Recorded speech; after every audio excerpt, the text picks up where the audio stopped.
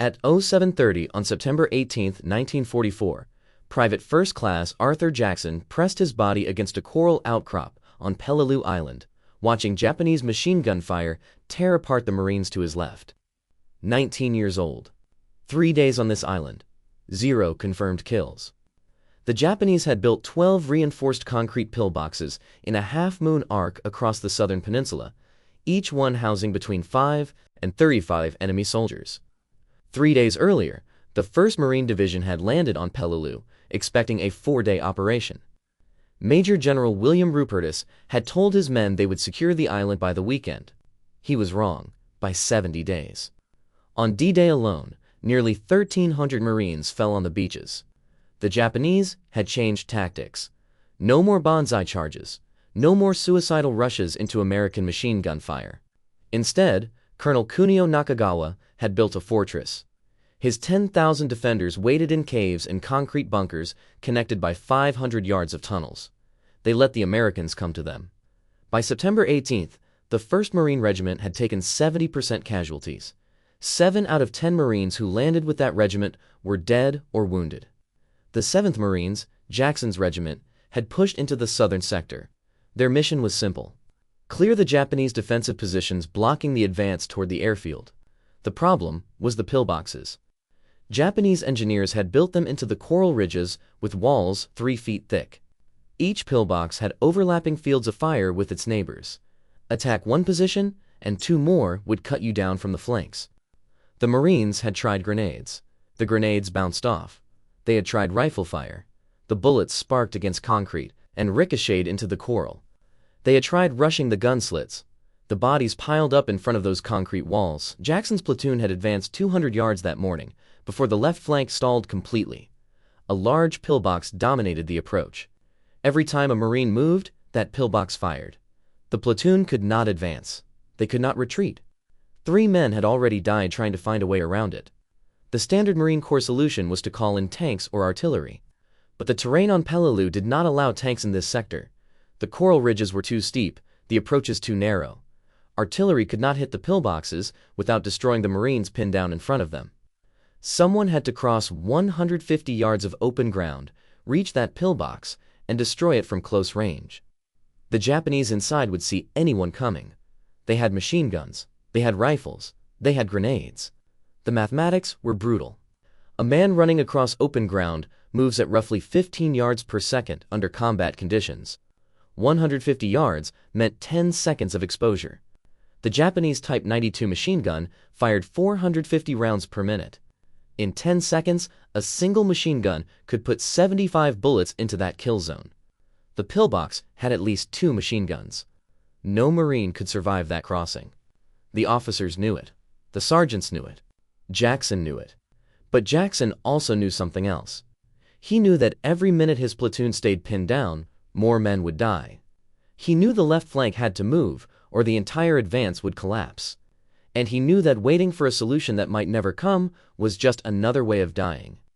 If you want to see how Jackson's impossible assault turned out, please hit that like button. Every like helps this story reach more viewers. Please subscribe if you haven't already. Back to Jackson. Jackson loaded his Browning automatic rifle with a fresh 20-round magazine.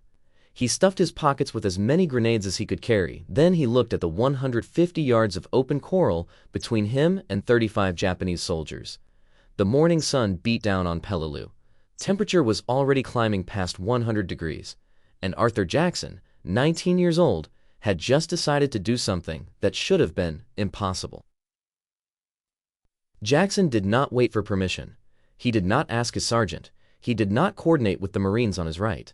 He simply stood up and ran. The Browning automatic rifle weighed 19 pounds fully loaded. Jackson carried it at hip level as he sprinted across the coral.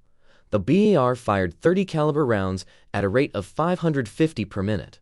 It was not accurate when fired from the hip, but accuracy was not the point. Volume was the point. Suppression was the point.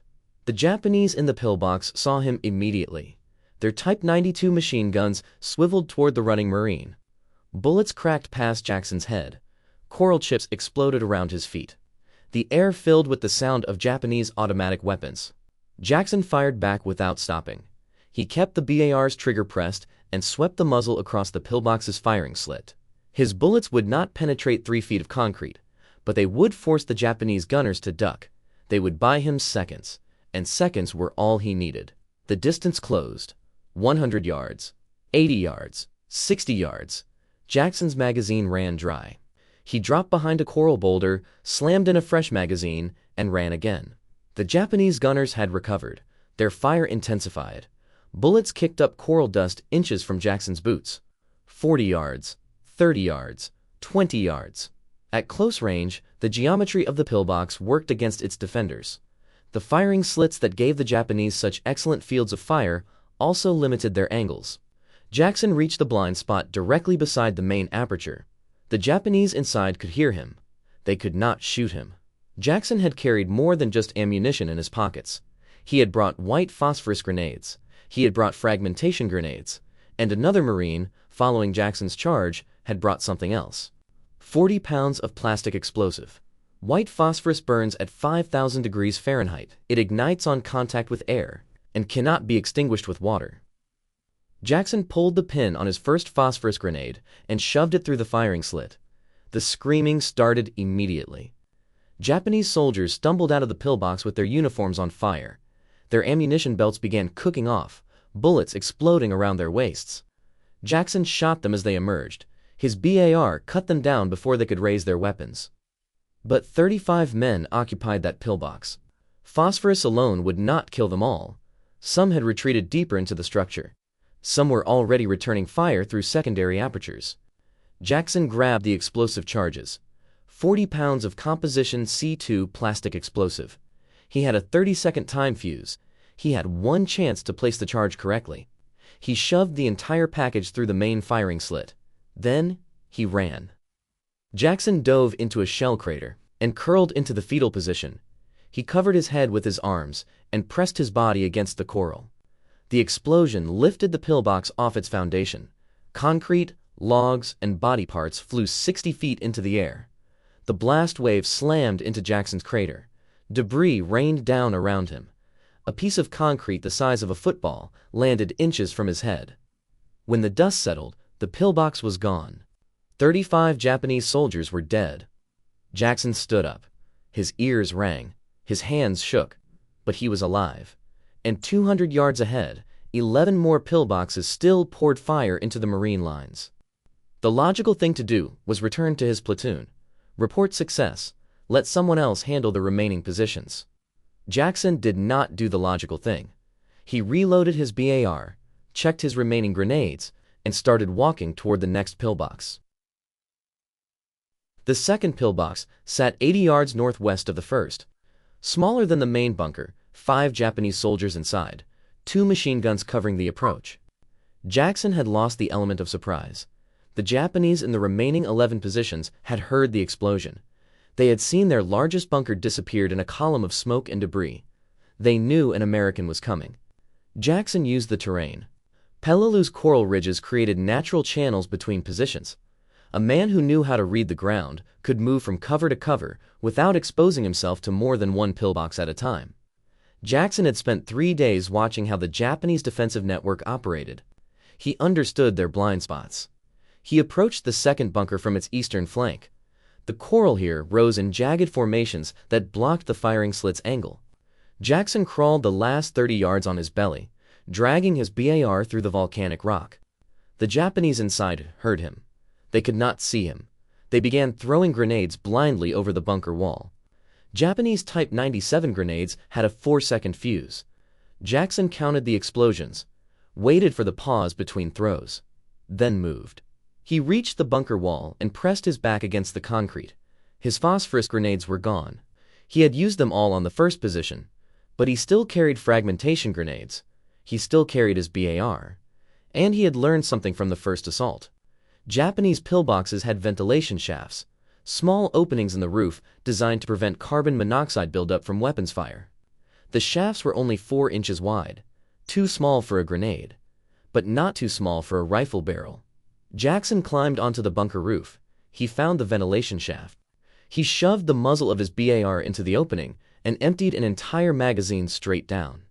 The .30 caliber rounds ricocheted inside the concrete box. Japanese soldiers died where they stood. Jackson reloaded and fired again, 20 more rounds into the darkness below. When he dropped back to the ground, no one inside was moving. 2 pillboxes down, 10 remaining. The third and fourth position sat close together, mutually supporting. Each one covered the other's approach. Standard Japanese defensive doctrine: kill the men attacking your neighbor. Jackson could not assault one without being shot by the other. He solved the problem with geometry. The 2 bunkers faced southwest, toward the Marine lines. Their firing slits covered a 120-degree arc, but directly between them, a narrow corridor existed where neither bunker could bring its weapons to bear. The corridor was only 8 feet wide. A man would have to move through it perfectly straight, or catch bullets from one side or the other. Jackson ran the corridor at full sprint. He reached the third bunker before its defenders could reposition their guns. He jammed his BAR into the firing slit and fired until the magazine clicked empty. He threw his last fragmentation grenade through the aperture. Then he moved to the fourth bunker and repeated the process. 4 pillboxes destroyed. Approximately 55 Japanese soldiers dead. Jackson had been fighting for less than 20 minutes. His ammunition was running low. His BAR had jammed twice from overheating. The barrel was so hot it burned his hands through the wooden foregrip. He had no more grenades, no more explosives. A logical man would have stopped, fallen back, resupplied. But Jackson had seen something during his assault on the fourth bunker. Through the smoke and dust, he had spotted Marines from his platoon beginning to move forward. His attack was working. The left flank was advancing. If he stopped now, the remaining 8 pillboxes would pin down those Marines exactly as they had pinned down Jackson's platoon an hour earlier. More men would die in front of those concrete walls. Jackson looked at his ammunition count. 3 magazines, 60 rounds, 8 bunkers remaining. The mathematics no longer made any sense, but Jackson started moving anyway. The 5th pillbox was different. Larger than the 2nd, 3rd, or 4th, not as big as the 1st, but this one had something the others lacked: a rear entrance. Japanese defensive engineers had learned from American tactics. Marines liked to assault bunkers from the flanks where the firing slits could not reach, so the engineers built escape routes, tunnels connecting pillboxes to rear trenches. If Americans attacked from one side, defenders could retreat, reposition, and counterattack. Jackson did not know about the tunnel. He approached the 5th bunker using the same tactics that had worked before: find the blind spot, close the distance, kill everyone inside. He reached the bunker wall, pressed his back against the concrete, prepared to climb to the roof and find the ventilation shaft. A Japanese soldier came out of the ground 5 yards behind him. The rear tunnel exit was camouflaged with coral rocks and palm fronds. Jackson had walked right past it. The soldier emerged with a bayonet fixed to his Arisaka rifle. He lunged at Jackson's back. Jackson spun and fired from the hip. The BAR's 30 caliber rounds hit the Japanese soldier in the chest. The man fell backward into his own tunnel entrance. But the noise had alerted the bunker's defenders. Jackson heard shouting inside, heard boots scrambling on concrete. He had seconds before more soldiers came through that tunnel. Jackson dropped to one knee and fired into the tunnel entrance. The narrow passage channeled his bullets. Anyone inside took rounds directly. He burned through an entire magazine in 4 seconds, slammed in his second-to-last mag, kept firing. When the shooting stopped, 3 Japanese soldiers lay dead in the tunnel. The 5th pillbox had gone silent. 5 down, 7 remaining. But Jackson's situation had changed. The Japanese in the remaining positions now knew his location. They knew his tactics, and they had radios. Colonel Nakagawa had established a communication network across Peleliu's defensive positions. Each bunker could report to a central command post. The command post could coordinate counterattacks, could redirect fire, could send reinforcements. Jackson did not know that runners were already moving through the Japanese tunnel network. He did not know that Nakagawa's officers had identified the single American who was systematically destroying their southern perimeter. He did not know that the remaining 7 pillboxes had received orders to concentrate their fire on one target. What Jackson knew was simpler. He knew that Marines were advancing on his right. He could hear their rifles.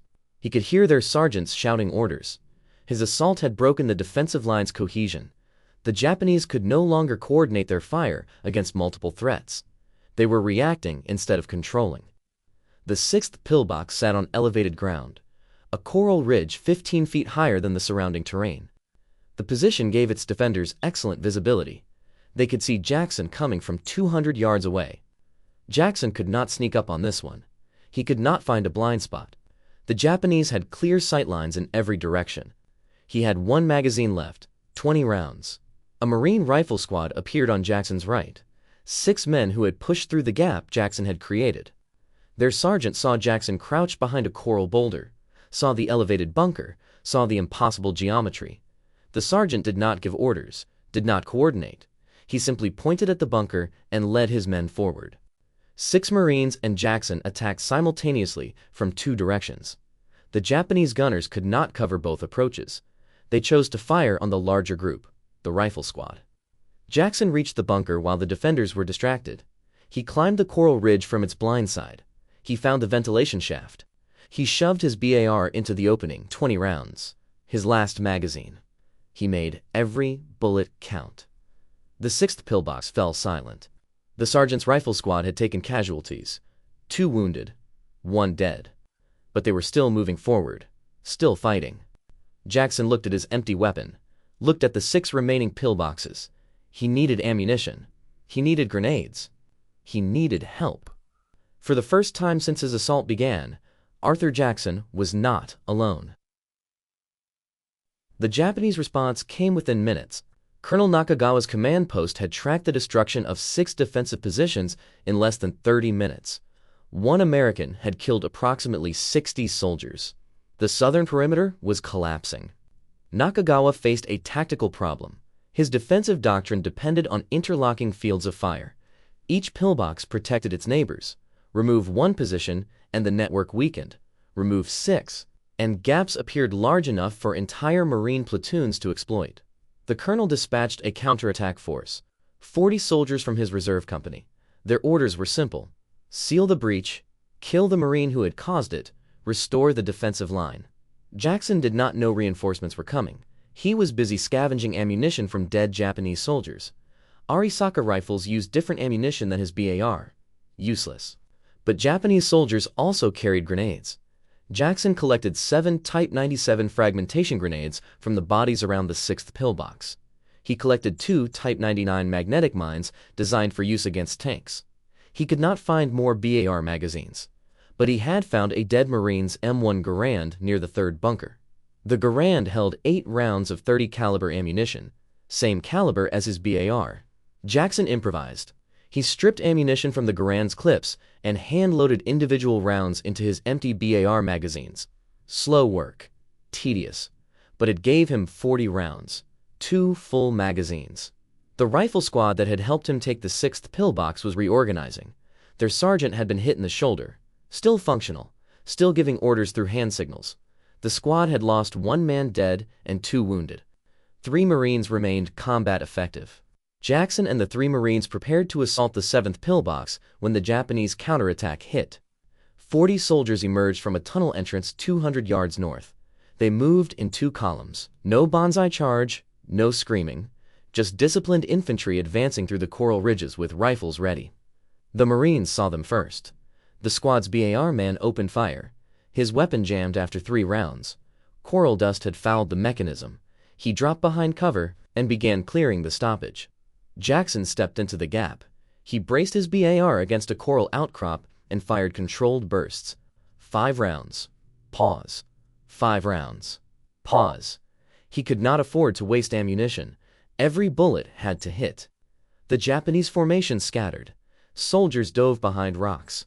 Others pushed forward, trying to close the distance. Their own fire intensified. Bullets cracked overhead.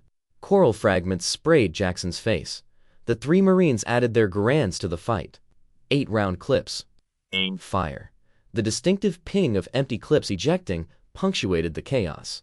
Japanese soldiers fell. 10. 15. But more kept coming. They had numbers. They had discipline. And they had orders to retake this ground at any cost. Jackson's first magazine ran dry. He reloaded his last 20 rounds. The Marines were down to their final clips. The squad's BAR man had cleared his jam, but had only 1 magazine remaining. The mathematics had turned against them again. 4 Americans with perhaps 60 rounds between them, against 25 Japanese soldiers still advancing. Then the coral ridge behind the Japanese erupted in explosions. The 7th Marines had pushed 3 rifle platoons through the gaps Jackson had created. 40 men with rifles, BARs, and grenades. They had circled behind the Japanese counterattack force. They had waited for the right moment. That moment was now. The Japanese found themselves caught between 2 American forces, Jackson and his 3 Marines in front, 40 Marines behind. The crossfire was devastating. Japanese soldiers fell in clusters. Some tried to retreat to their tunnel entrance. Marines cut them down before they reached it. In less than 3 minutes, the counterattack was over. 40 Japanese soldiers lay dead on the coral. The southern perimeter's last reserve was gone. 6 pillboxes remained. And now, Jackson had ammunition. He had grenades. He had 40 Marines ready to follow him into the final positions. The largest bunker complex on the southern peninsula sat 300 yards ahead. 3 pillboxes arranged in a triangle, mutually supporting, heavily manned. The Japanese had concentrated their remaining defenders in this final strong point. Jackson checked his weapon, checked his grenades, looked at the Marines forming up around him. The last fight was about to begin. The triangle formation was the strongest Japanese defensive position on the southern peninsula. 3 pillboxes, each one covering the approaches to the other 2. Approximately 30 soldiers divided among the 3 bunkers, plus a network of rifle pits and fighting holes connecting the positions. Standard Marine doctrine called for preparatory bombardment before assaulting a fortified position of this size. Naval gunfire, air support. At minimum, a barrage from the regiment's mortar platoons. None of that was available. The naval guns had moved on to support operations elsewhere. Marine corsairs were busy attacking targets on the northern ridges. The mortar teams could not fire without hitting the Marines already advancing through the area. 43 Americans would take the triangle with rifles, grenades, and 1 man who had already proven that concrete walls could not stop him. Jackson organized the assault in less than 2 minutes. He used hand signals, pointed at positions, divided the Marines into 3 groups. Each group would attack 1 pillbox simultaneously. Jackson would take the center bunker, the largest one, the one with the best fields of fire. The Marines moved out at 0847. They had been fighting for over an hour. The temperature had climbed past 105 degrees. Dehydration was becoming a factor. Several men showed signs of heat exhaustion. They kept moving anyway. Jackson led his group of 12 Marines toward the center pillbox. The approach required crossing 60 yards of open ground. No cover, no concealment. Just volcanic rock baked white by the Pacific sun. The Japanese opened fire when the Marines were halfway across. 2 men fell in the first 3 seconds, 1 dead, 1 wounded in the leg. The remaining 10 kept running. They had learned from Jackson's earlier assaults. Speed was survival, hesitation was death. Jackson reached the bunker wall first. He pressed against the concrete and pulled the pin on a Japanese grenade. The Type 97 had a 4 to 5 second fuse. He counted to 2, threw the grenade through the firing slit, ducked. The explosion silenced 1 machine gun, but the bunker had 2 firing positions. The second gun kept shooting. Marines outside were dying. Jackson pulled another grenade, counted, threw. Another explosion. The second gun went quiet. He climbed to the roof and found the ventilation shaft, shoved his BAR into the opening, emptied his magazine into the darkness below. Screams echoed up through the concrete. Then silence. The center pillbox was dead. On his left, the first assault group had reached their target. A Marine corporal had shoved a satchel charge through the firing slit. The explosion collapsed half the bunker's roof. Japanese survivors stumbled out into Marine rifle fire. On his right, the third group was struggling. Their pillbox had a reinforced entrance facing away from the Marine advance. Japanese soldiers inside were throwing grenades faster than the Americans could close the distance. Jackson did not hesitate. He sprinted across the open ground between bunkers. Bullets kicked up coral around his feet. A round grazed his thigh. He kept running. He reached the third pillbox from its blind side. The same blind side the Marines could not approach because of the entrance on the opposite wall. Jackson found the ventilation shaft. He had 2 grenades left. He dropped them both into the opening. The explosions killed everyone inside. 3 pillboxes destroyed in less than 4 minutes. The triangle had fallen, but Jackson was bleeding. The bullet that grazed his thigh had cut deeper than he realized. Blood soaked his dungaree trousers. His left leg was weakening with every step. He looked south. The remaining 3 pillboxes stood between the Marines and complete control of the southern peninsula. Jackson had killed approximately 50 Japanese soldiers, destroyed 9 bunkers, been wounded at least once. The logical thing was to stop, get medical attention, let fresh Marines finish the job. Jackson loaded his last magazine and started walking south. A Marine sergeant grabbed his arm, pointed at the blood, pointed at the aid station behind them. Jackson pulled his arm free. 3 pillboxes remained. He was not finished. The 10th pillbox fell at 09:12. Jackson killed its 5 defenders with grenades dropped through the ventilation shaft. His leg was still bleeding. He had wrapped a torn piece of dungaree fabric around the wound. It was not enough. Blood seeped through the makeshift bandage with every step. The 11th pillbox fell at 09:21. This one required help. Jackson's ammunition was exhausted. A Marine private named Henderson brought up a satchel charge. Jackson placed it. The explosion killed 7 Japanese soldiers. The 12th pillbox was the last. It sat on a small rise overlooking the beach where the 7th Marines had landed 3 days earlier. The position had been firing on Marine supply parties since D-Day. Its 2 machine guns had killed at least 15 Americans. The bunker's commander had watched 11 pillboxes fall that morning. He knew he was next. Jackson approached from the northeast. His leg had stopped responding properly. He was dragging it more than walking. Blood loss was affecting his vision. The coral ridges seemed to shimmer in the 100-degree heat. 3 Marines followed him. They had refused to let him assault the final position alone. One carried extra grenades, one carried a flamethrower, one carried a BAR with ammunition to spare. The Japanese opened fire at 100 yards. The Marine with the BAR returned fire. Suppressive bursts that forced the enemy gunners to duck. Jackson and the other 2 kept moving. At 50 yards, the flamethrower operator stepped forward. The M2 flamethrower had an effective range of 40 yards. He needed to get closer. Jackson provided cover. He took the BAR from the supporting Marine and fired in controlled bursts. The weapon kicked against his shoulder. His wounded leg buckled. He dropped to one knee and kept shooting. The flamethrower operator reached effective range. He triggered a 3-second burst. Burning fuel arced through the air and poured into the pillbox's firing slit. The screaming lasted less than 10 seconds. At 09:33, the 12th pillbox fell silent. Jackson collapsed against the coral boulder. His dungarees were soaked with blood. His hands shook from exhaustion and adrenaline.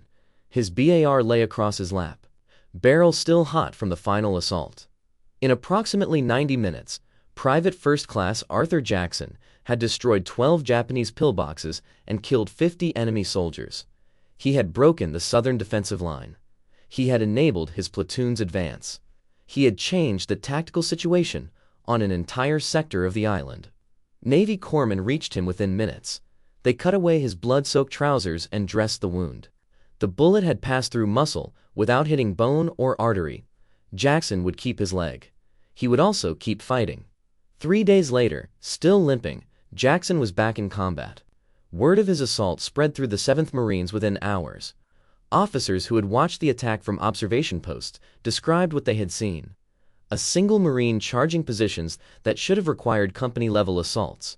Pillboxes falling one after another. 50 Japanese dead. The regimental commander forwarded a report to division headquarters. Division forwarded it to Corps. By the time Peleliu was declared secure on November 27th, Arthur Jackson's name had reached the desk of Admiral Ch.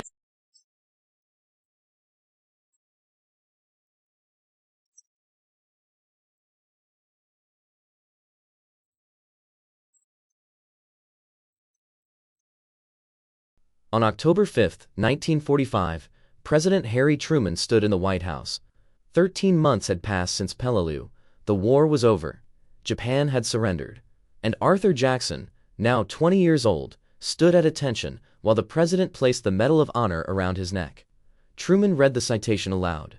12 pillboxes, 50 Japanese soldiers. Conspicuous gallantry and intrepidity at the risk of his life, above and beyond the call of duty. Jackson returned to Oregon after the ceremony. He had a medal, he had a limp that would never fully heal, and he had memories that would follow him for the rest of his life. What those memories did to him over the next 7 decades would surprise everyone who thought they knew the hero of Peleliu. Arthur Jackson did not talk about Peleliu for decades. He returned to Portland after the war, married, raised a family, worked for the United States Postal Service delivering mail. His neighbors knew him as a quiet man who walked with a slight limp. Most had no idea about the medal in his closet. Jackson remained in the military reserves. He transferred from the Marine Corps to the Army Reserve and continued serving through the Korean War era. He rose to the rank of captain. He trained younger soldiers. He never spoke about the 12 pillboxes. In 1961, Jackson was stationed at Guantanamo Bay Naval Base in Cuba. Cold War tensions were high. Soviet influence in Cuba had transformed the island into hostile territory. Jackson served as a security officer responsible for monitoring potential espionage threats. On September 30th, a Cuban worker named Ruben Sabatiego attacked Jackson. Sabatiego had been under suspicion for passing information to Cuban intelligence. The confrontation turned violent. Jackson shot and killed Sabatiego in self-defense. The incident created complications. Jackson buried the body and reported the shooting to his superiors. The case became entangled in Cold War politics.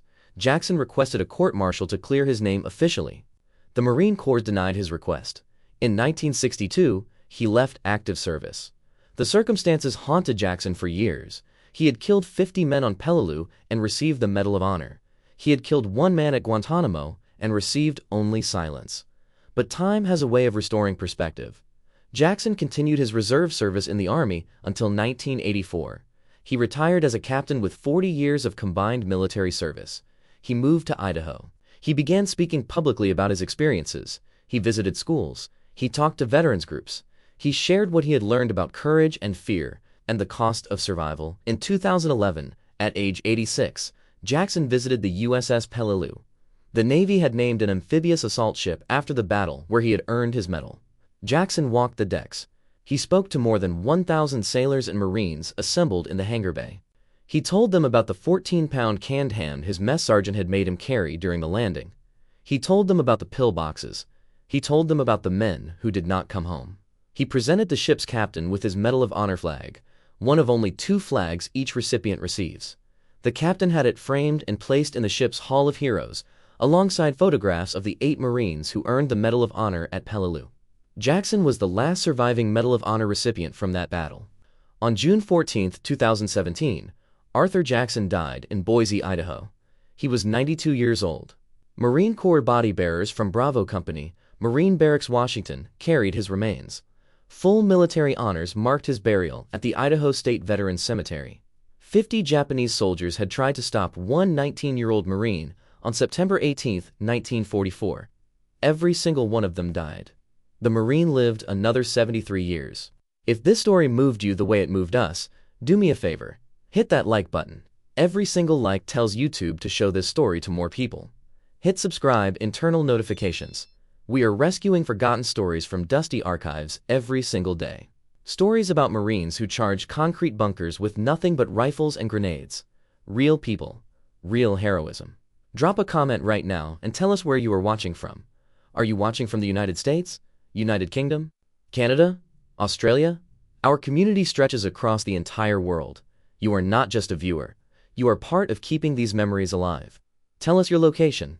Tell us if someone in your family served. Just let us know you are here. Thank you for watching, and thank you for making sure Arthur Jackson does not disappear into silence. These men deserve to be remembered, and you are helping make that happen.